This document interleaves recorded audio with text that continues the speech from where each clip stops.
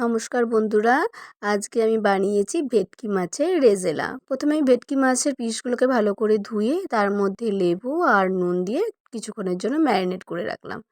এদিকে কড়াতে তেল গরম হতে দিয়েছি আর তেলের মধ্যে দিয়ে দিয়েছি সামান্য পরিমাণে নুন, যাতে মাছগুলো কড়ার মধ্যে বসে না যায়।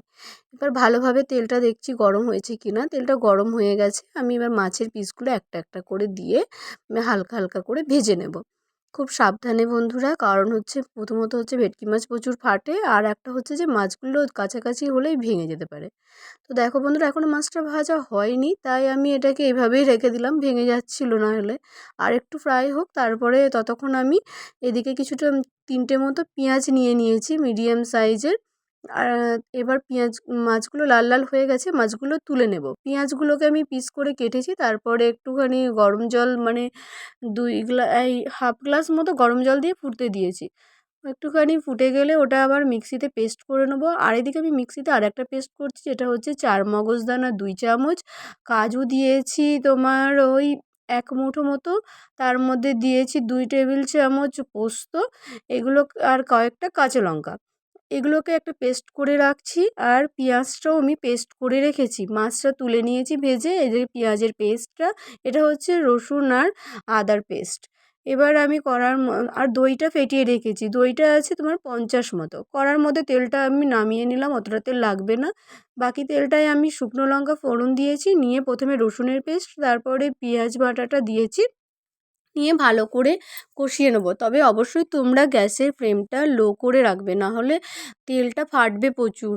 সাবধানে করবে, আর আস্তে আস্তে এটাকে কষতে হবে, না হলে কাঁচা গন্ধটা যাবে না।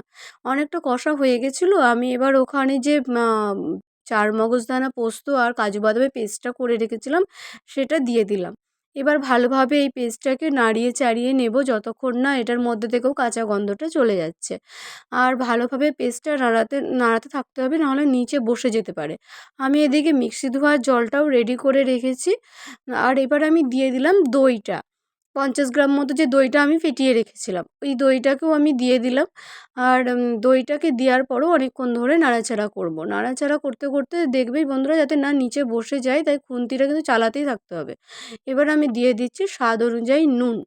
যেহেতু তোমাদের কাজু আর পোস্ত আর চারমগজদানার পেস্টটা পড়েছে, ওটাতে জন্য নুনটা একটু লাগবে। আর দিয়ে দিলাম পরিমাণ মতো, মানে টেস্টটাকে ব্যালেন্স করার জন্য চিনি। তোমরা চাইলে চিনিটা নাও দিতে পারো, এমনিতেই কাজু টাজুগুলো মিষ্টিই হয়।